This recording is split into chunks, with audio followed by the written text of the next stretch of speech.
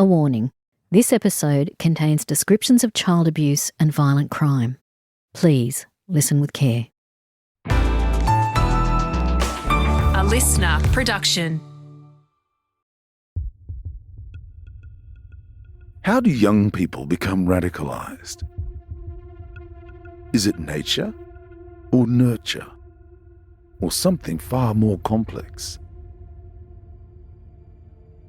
Dr. John Kasinathan is a forensic psychiatrist who specialises in the treatment of children and adolescents.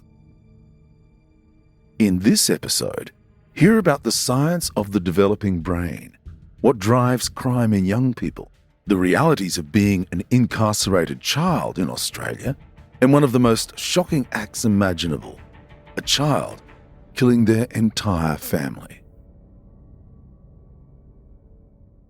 Adolescent offenders are quite different to adult offenders. So we know that the part of the brain to develop latest or last is the frontal lobes or the prefrontal cortex in the brain. And we know that that fully matures by age 28.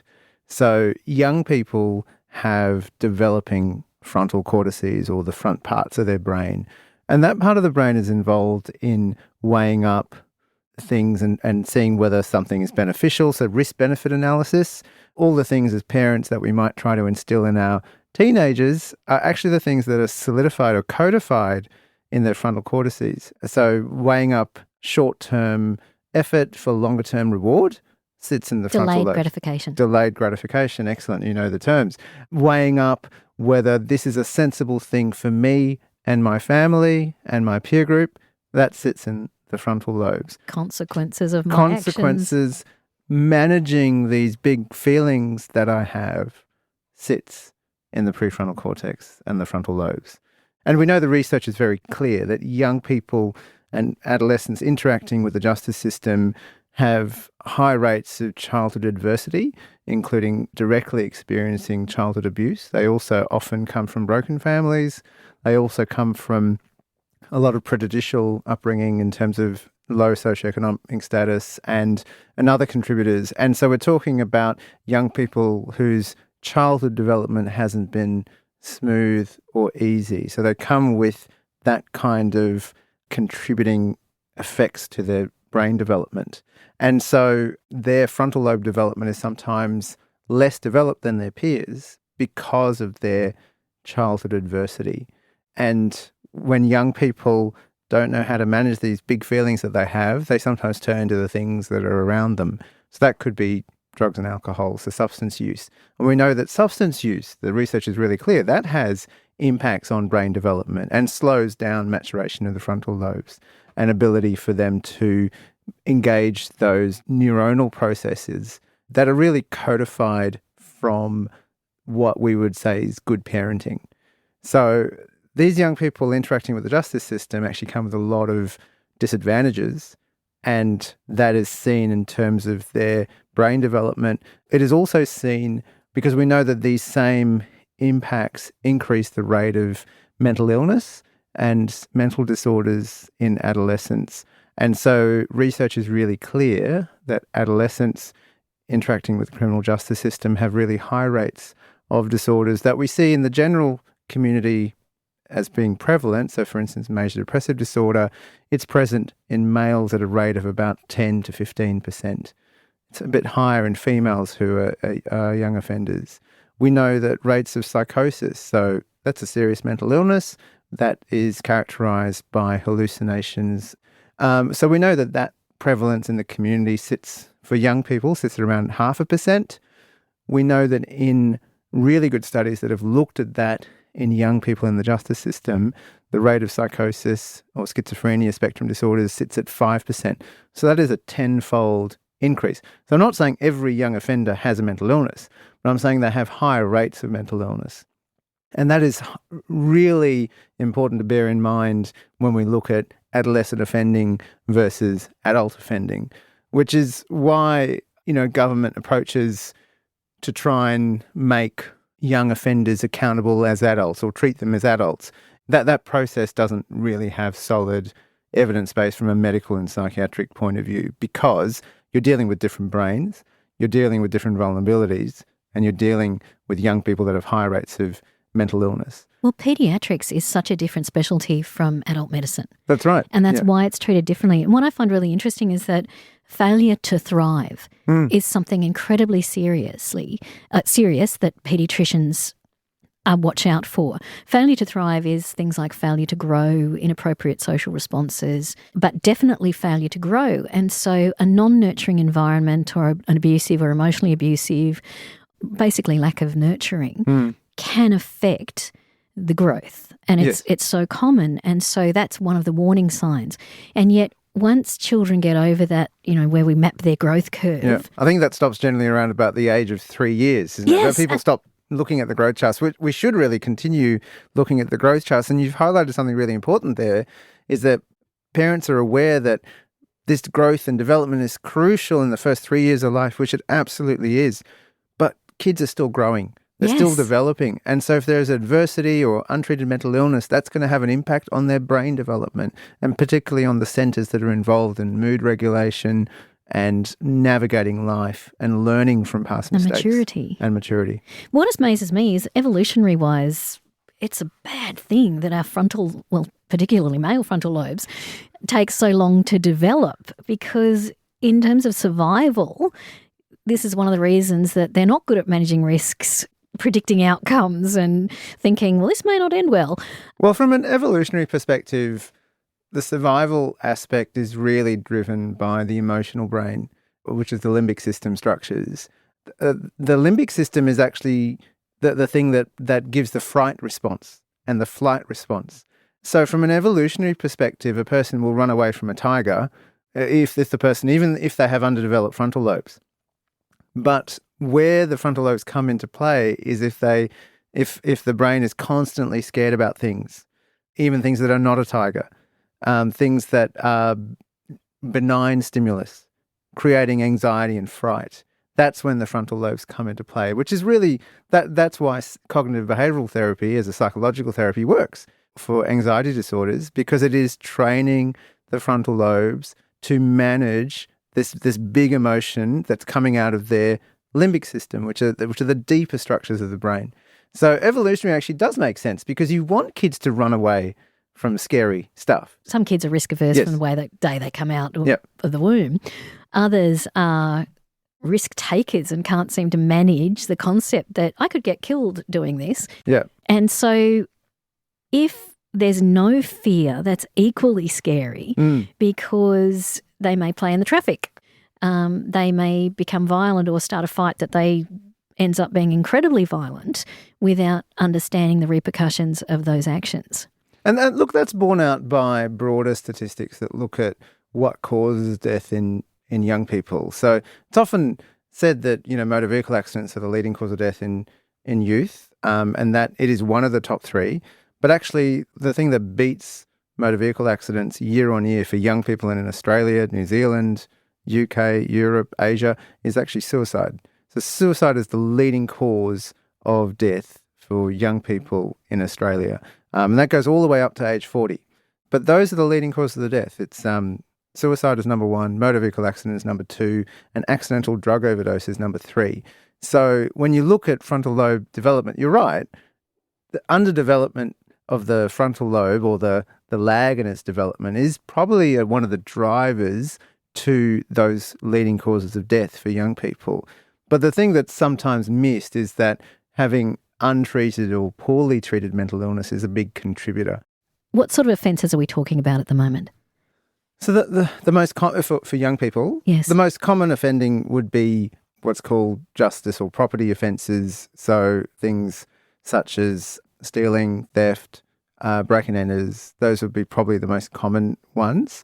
What's been rising in the last decade has been domestic violence type offences towards family members, and so police come and they put an AVO on protecting the other family member, and then if that's breached, that becomes a criminal offence. Interestingly, homicide by adolescents as a total prevalence has decreased compared to, say, 2 decades ago. So people that are alarmist and saying, young people are killing more people now than ever, that's actually a bald-faced lie. There's Child homicide is a rare event anyway, but it is rarer and rarer as time goes on. Something that's arisen in the last 4 years has been the onset of terror offences, and that's in conjunction with adults being charged with terror offences as well. So young people, we know, adolescents are quite impressionable, and as we mentioned before, their frontal lobes are less developed, so they're less able to weigh information, so they might listen to someone like, can I say Andrew Tate? Okay, I'll just say Andrew Tate. Yeah, so a very impressionable young person with poorly developed frontal lobes, missing adult figures in their life that can give them guidance. And maybe missing educational opportunities along the way as well. That's right. So there might be educational exclusion. So they might listen to this person talking on whatever media stream that Andrew Tate uses, and they will start to align with his set of ideologies and beliefs. And we know that young people are more impressionable, and so they're more vulnerable to becoming potentially radicalised. And when I say radicalised, I'm not specifically talking about Islam, although that is one, extreme Islam is one ideology that can result in violent extremism, but there are actually quite a multiple array of ideologies that can result in extremism, and that's also drawn from adult literature as well. So we know that there can be extreme far right, and then there can be extreme Islamism. There can also be extreme far left as well. So people can get radicalised on a variety of different areas and ideologies, and that's why it's very difficult to kind of assess in a broad-brushed way. So if you have somebody who's either institutionalised because of a radicalised crime or plan, how do you find them obviously they're a patient to you in some ways when you're addressing mental illness, history and behavioural therapy. What do you note that's different about them from another crime offender, for example? So the research on this area is very much developing, but we've got some early data coming from European studies that show that of groups that have been adolescents, particularly that have been radicalised, there are high rates, much higher than you would expect, of delusional disorders and thinking. So there was a study that showed that out of 20 adolescent young people that had been radicalised, 4 of them actually met criteria for a delusional condition. So you're looking at a rate of about 1 in 5. So to not assess young people who have been, accused of a terror offence or at risk of a terror offence, I think is unwise. And really the modern evidence base suggests that all adolescents who have been radicalised or at risk of radicalisation should have a really good mental health psychiatric assessment. And we know that people with a mental illness are more likely to be vulnerable to being, adopting an ideology and becoming radicalised anyway. So it actually raises their risk if they have a mental illness. But and having said that, conspiracy theories. Correct, yeah. But not having said that, I should clarify, not every young person with a mental illness is going to become radicalised. That's not what I'm trying to say. But there is a higher rate amongst those who do get radicalised of having a mental disorder. And that's why it's really important that they're assessed really promptly. And then if there is a mental disorder present, such as psychotic disorder, or it may not be psychotic disorder, we know that some young people with depressive conditions, because they're just so low and angry and irritable, that they then focus on a particular ideological target. And it helps kind of fuel the hatred they feel towards themselves, kind of gets funneled towards this entity or people group. And so that's why intervening early with these young people is really important. So that's why services in Australia would generally look to assess young people really promptly. And then the sensible services would also assertively look at treating any conditions that are apparent. And sometimes it may not be apparent at that time, and having a really good monitoring system, so that when I say monitoring system, I don't mean ankle monitors. I'm talking about health monitoring systems, so that if a disorder becomes apparent, it is then treated really quickly. Because that actually has probably the most evidence of reducing harm later on. So, I mean, we know that the youth justice system, some people feel that all young people that offend should be locked up. Well, the sad truth is that locking young people up, there's no evidence that locking young people up in of itself reduces their risk of offending in future. The things that do reduce their risk of offending is actually assessing for relevant conditions that might be there, mental health conditions, and treating it appropriately. And is incarcerating adolescent offenders likely to increase the risk of reoffending? Well, it doesn't decrease the risk of reoffending. It's also a matter of what happens during that time in detention. So my colleagues and I, and I've got colleagues around Australia that work in adolescent forensic psychiatry. What the goal is we don't make the decision about a young person coming into custody, but we use it as an opportunity to do a really good health assessment. So in New South Wales, the publicly funded health service there does a physical health assessment as well as a mental health assessment, and picks up conditions that often haven't been recognised previously, and then treats them. We make the most of what may not be a fantastic time for a young person, but we're able to offer that to them in New South Wales, and my colleagues do that broadly across Australia and New Zealand. What about personality disorders? Is that a mitigating factor in committing crimes or not if you've got an antisocial personality disorder or a narcissistic personality disorder? Yep. So antisocial personality disorder cannot be diagnosed in under 18s, but conduct disorder is a precursor to potentially to adult antisocial personality disorder. So conduct disorder are kids behaving badly. It's like Bart Simpson on steroids. So there used to be an attitude that conduct disorder was just like, it's just kids being naughty, they'll get over it.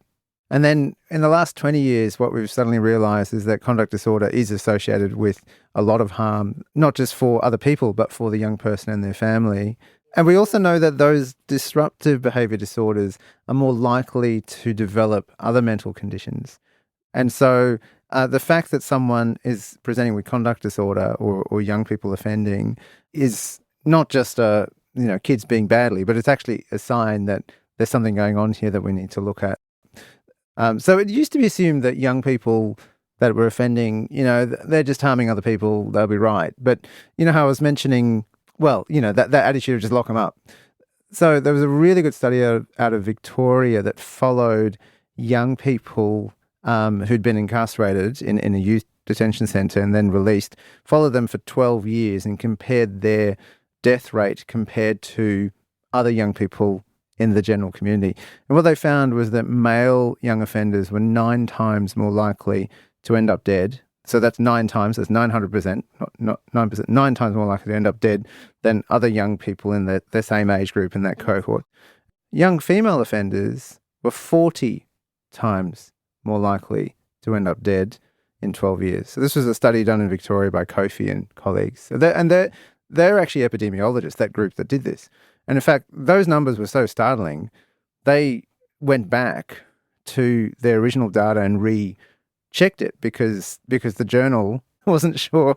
I think it was the British Medical Journal was asking, is this for real? And I think originally they had the females at like 30 times more likely to end up dead, and they redid it and realised, sorry, we made a mistake. It's actually 40. And what were these young people dying from within the 12 years? They were dying from suicide, motor vehicle accidents, and accidental drug overdose. So the causes of death were the same as young people generally, but the rate of dying for young offenders was 9 times for males, 40 times for females. This is the motivation for why myself and other my colleagues do our work, because what we want to do is address Break that. Break the cycle. And that premature death causes so much harm, not just for the young people, but their families, society in general. And if we can divert young people away from the criminal justice system and into treatment, that actually reduces their offending. That wasn't the primary goal of that study. The primary goal of the study was to see whether they connected with community health contexts, which they did. But they also linked it to a reoffending database through New South Wales and found there was a significant reduction in reoffending for young people diverted away. And this was a health diversion. And that's probably why it worked. So what do you think is the reason for that massive rise in women relative to males females who've been incarcerated? Why 40 times compared to 9 times the death rate?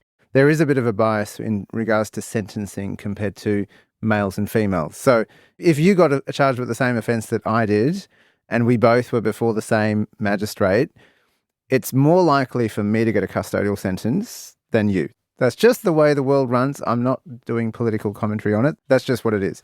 And so that's why it's not like girls are all angels. You know, there's still, you know, young women who do offending and some of them might be repeat offenders, but they get given more chances. That's just a bias in the system.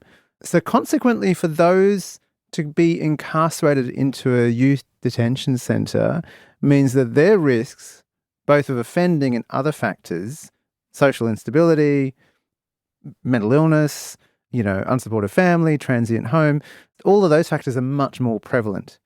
And so young women who end up in custody are therefore a more select group, if you like. So their risks are at a baseline are higher.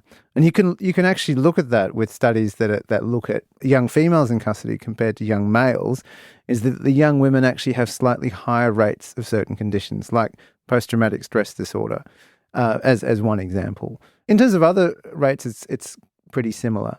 But because young women are this more concentrated group, if you like, when they leave custody in the years that follow, they're at a much more elevated risk because of that. So that's why their rate, and remember, their rate is compared to females in the general population, not compared to males.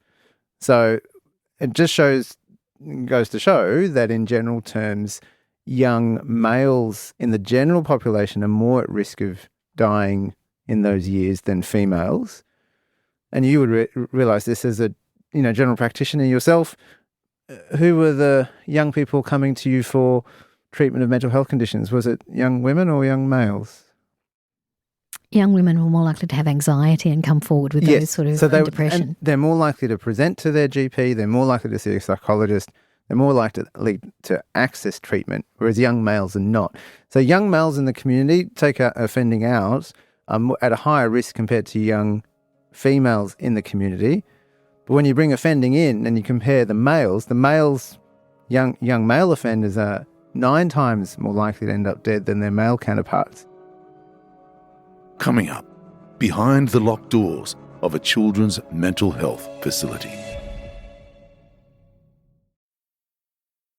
Given your experience, what can you tell us about what it's like for an adolescent offender in a high security hospital? Yeah, so adolescents that require high secure forensic psychiatric care, I ran I was the consultant psychiatrist for the first high secure adolescent forensic psychiatric unit in Sydney. It was actually the first one in Australia. And so it was a privilege to be part of that team. So it's in a broader high secure hospital, and it has a unit that caters for adolescents aged from 14 up to 20, because that's the age of young people that are put into juvenile custody. And so there are up to 6 young people there. They all have their own rooms, and it's a secure facility. So everyone in there is specifically trained. They've had sort of security training, and it's all run by health professionals.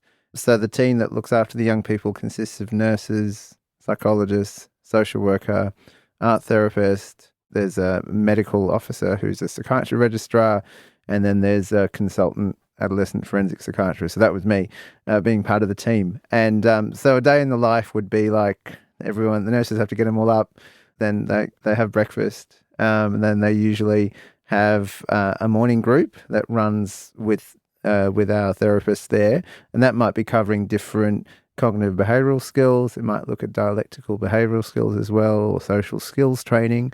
We also have an individualised education program. I forgot to mention there's a teacher that's involved. Usually the young people in this unit are ones that have mental health conditions that couldn't be adequately treated in a youth justice setting. So health services in New South Wales provide in-reach into youth justice settings, so provide clinical care in youth justice settings. So we're like invited guests. So the majority of young people with mental health disorders that are in custody actually get their treatment in those custodial centres. But a very small proportion might have a very high-level disorder that can't be managed appropriately there, so they're transferred to this hospital unit. And males and females. And it's males and females, so it's mixed gender, or any gender. And so their groups, meals, there's recreational time. A great improvement was being able to get MP3 players on the unit because it's a high secure thing. So it was a real struggle to get that. So and the reason we had to is because previously we had these Discmans. And so we couldn't buy any replacements anymore because they stopped selling Discmans. And so we had to then argue, well, the kids need to listen to something. And we had to vet the music. I remember one time as a consultant on the unit, no one wanted to listen to this album by Cursor because it's a rap artist who swears a lot. So I had to listen to the whole album to determine whether it was appropriate for an adolescent. Was it? It actually was. That particular album didn't have much swearing on it, so it was fine.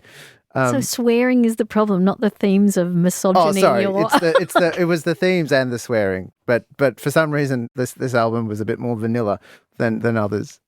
How do you find the interaction among the patients? It's really fascinating. It's one of the most rewarding areas I've worked in. I used to run a group with young people as well, and I was pulling my hair out with thinking, what on earth, what group can I run? And then finally one of my registrars suggested, why don't you read a book to them? Because, one of the earliest memories that we might have as a kid is being read to. And these young people, they all had difficult upbringings, but they still had that memory of being read to. And so I'd read a chapter out of a book to them. And then the registrar and I would take it in turns to read it to them. And they would sit. These are kids that some of them have murdered, some of them have got really serious mental illness, and some of them have come from incredibly abusive backgrounds. But they all sat and listened to me read a book out of, we read Old Man and the Sea. You might have even read The Hunger Games, which is a bit ironic, but it's a teenage book, so It kind of makes sense. And they would listen avidly and would actually tell off some of the other staff that were happening to walk past if they're making too much noise, or I would glare at them too, because I would actually tell my staff, look, these young people are listening to us read for 40 minutes. Can you please just respect that? And that was just one group that was run. But it was a great opportunity to treat young people and get them better, and also be able to link them back to their home, which was a real privilege. Has working in the area of adolescent psychiatry influenced the way you would parent your own adolescents? It's made me really appreciate them so much more. In adolescent forensics, you treat people that have experienced horrendous things in their life or done horrendous things. At the end of the day, they're still human and they're still kids. And that's why a lot of my colleagues and I work in this space, because we connect with the humans that have done maybe really bad things or experienced really bad things.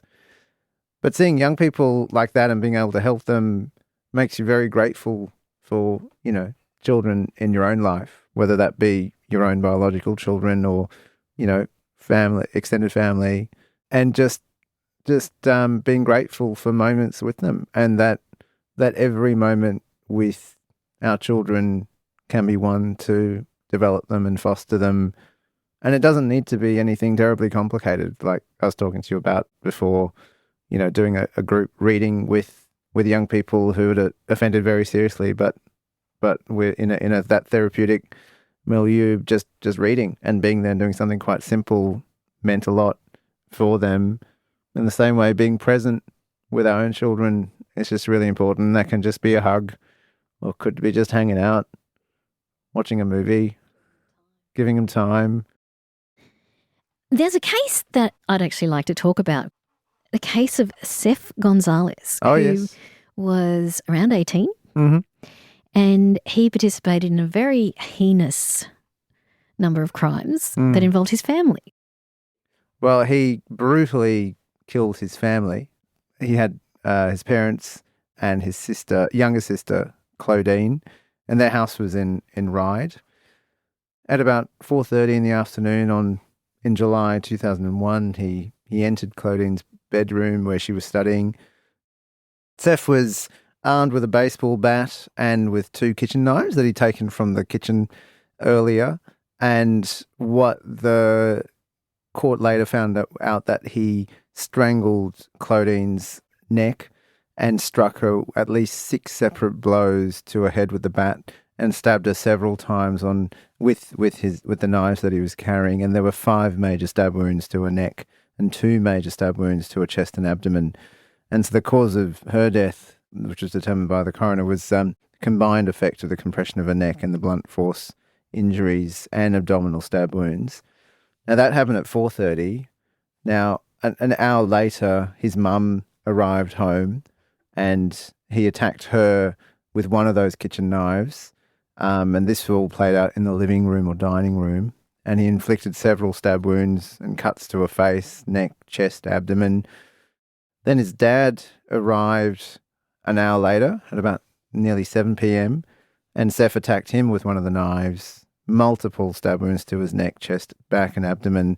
And one of the stab wounds penetrated his right lung, another penetrated the father's heart, and then another partially severed his spinal cord. And what the pathologist said was there were several defensive wounds that the father, Teddy, had, which suggested a significant struggle.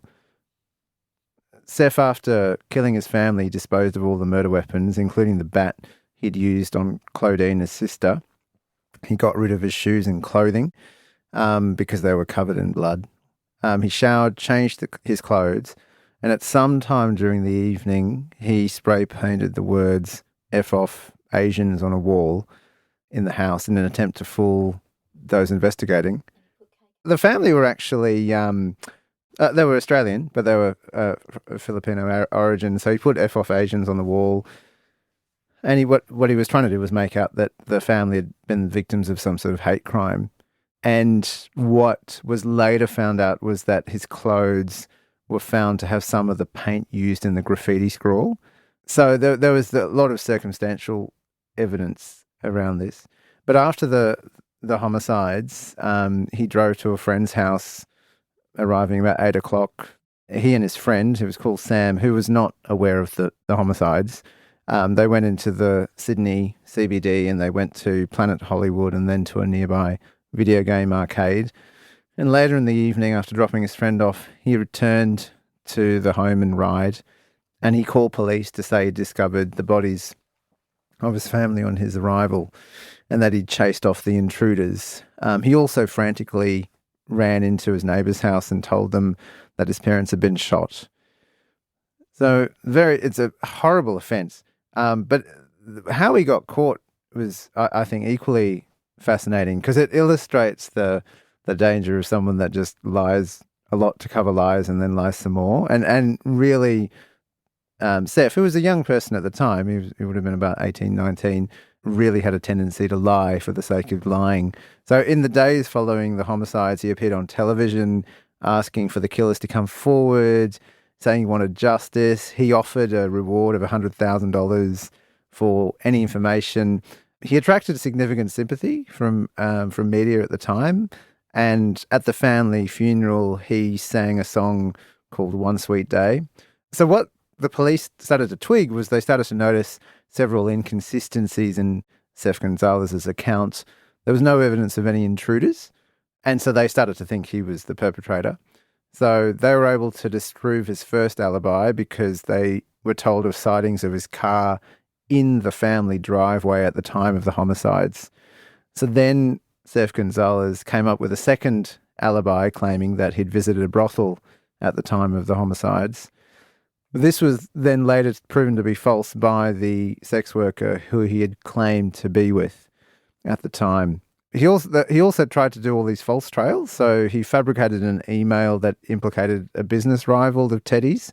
He also fabricated threatening emails, and he staged an attempted burglary and abduction as well. A few days after the murder, Seth visited the family accountant and inquired about his inheritance.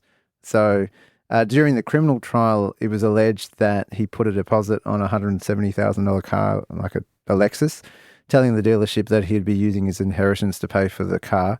He traded his parents' cars and pawned his mother's jewellery. He also told his relatives in the Philippines, that he had a brain tumour, and he asked his godmother in the Philippines for $200,000 for surgery that he needed for this alleged brain tumor. So there's a whole series of lies. So the offence happened in July 2001.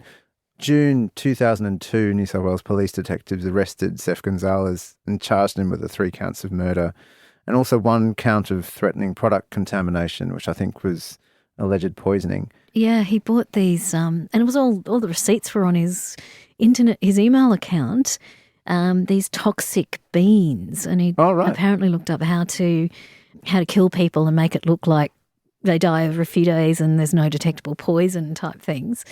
And his mother had been admitted to hospital with severe abdominal cramps before the murders. Yes. And they thought maybe she had food poisoning but didn't grow an organism. And he'd actually apparently consumed some of the beans as well, or purportedly consumed some of the beans as well. So it was bizarre. Every single aspect of this seemed bizarre. And then he was courting media attention and in this sort of grandiose style. I think he actually told people that he was going to get a record deal out of the song that he sang for at the funeral itself. But yeah, the court really his trial unfolded in May 2004, and the evidence really presented that he'd been planning the murders for several months due to his parents threatening to cut him off because of his poor university results, and also they disapproved of his girlfriend apparently. But what the court heard was that he told numerous lies, not just to family members, to his friends, and also to police regarding his whereabouts.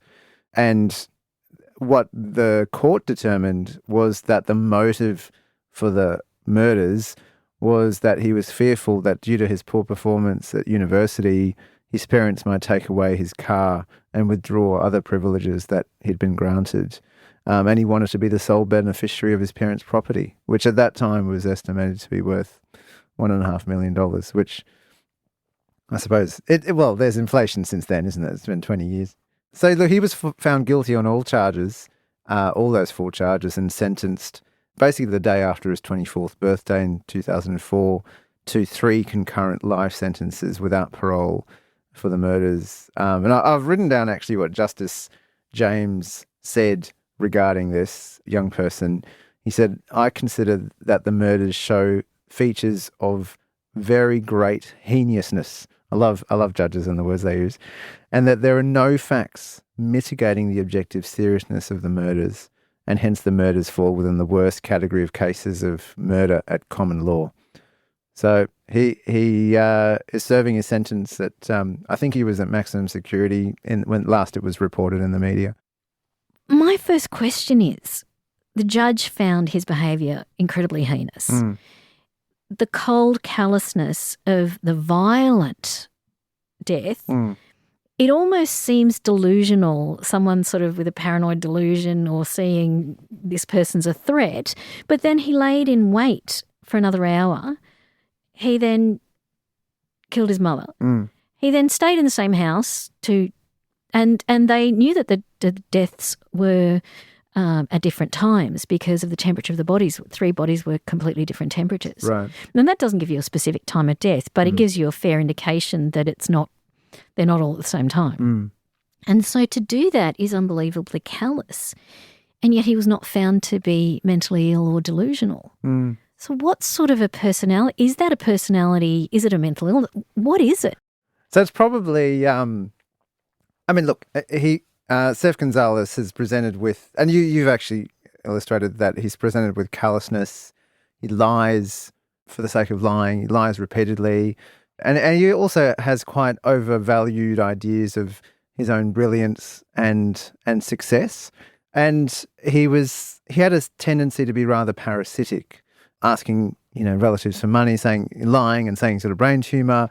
His old offences were about being parasitic. So individuals with that cluster of features, they don't have a mental illness or an illness such as schizophrenia. They have a personality style called psychopathy. And psychopathy has been around since, the beginning of time and has been written about in books in history. It's been known with different terms over time. So sociopathy is one that have been used historically. So it's not considered a mental illness, but it is considered a personality style. So it can be very dangerous. And of course, people that don't commit offences but have a personality style that has impersonal sexual relationships, parasitic beliefs of, amazing brilliance, which then ties into narcissism as a personality disorder. So someone can have those but not have the behavioural characteristics of psychopathy.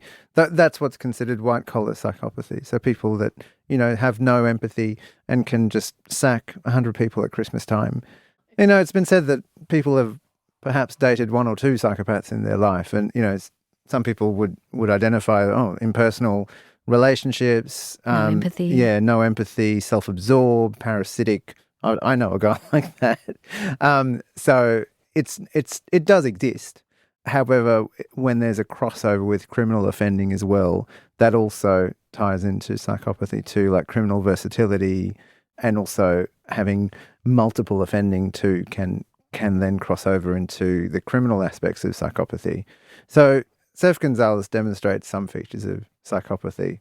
They are not delusional in the sense of mental illness, because he otherwise was incredibly lucid with everything else. There was no real... And functional. And functional in a certain way, yeah. A personality like that, how do they go incarcerated? Interestingly, the studies on psychopathy in custody don't show markedly high rates. So the rate of psychopathy in the community is very low. It sort of sits at around 1 in 1,000. The prevalence of psychopathy in prisons sits kind of around about 1%. And that's a bit of an overestimate, I would think. So the majority of prisoners are not psychopaths, but psychopaths generally respond to external controls. So in prisons, there are a lot of external controls. So they tend to follow the program when they're in.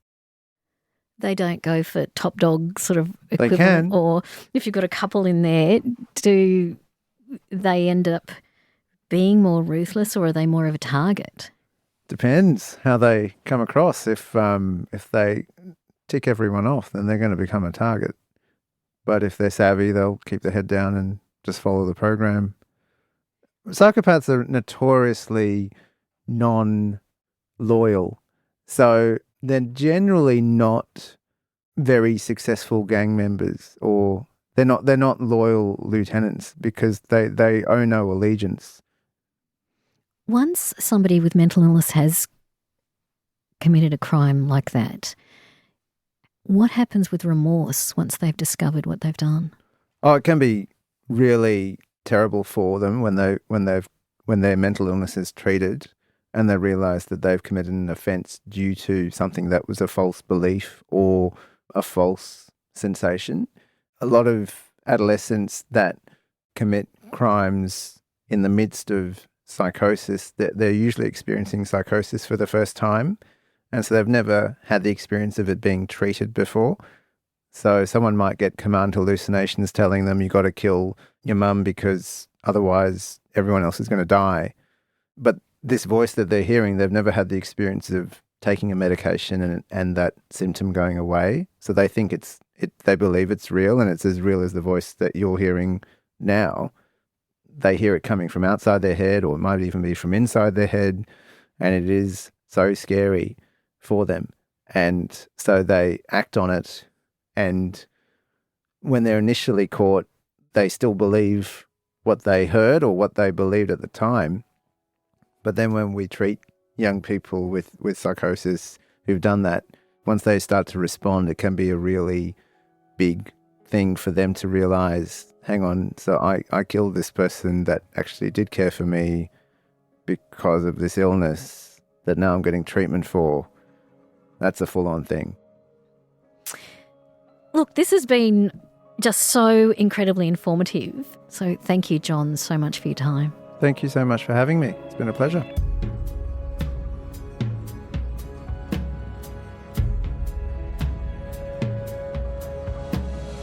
That's all we have time for in this Rewind episode. If you know someone who loves true crime, recommend our series to them. And check out our videos by searching LiSTNR Crime on TikTok or Instagram. I'm Dan Mullins. Thanks for listening.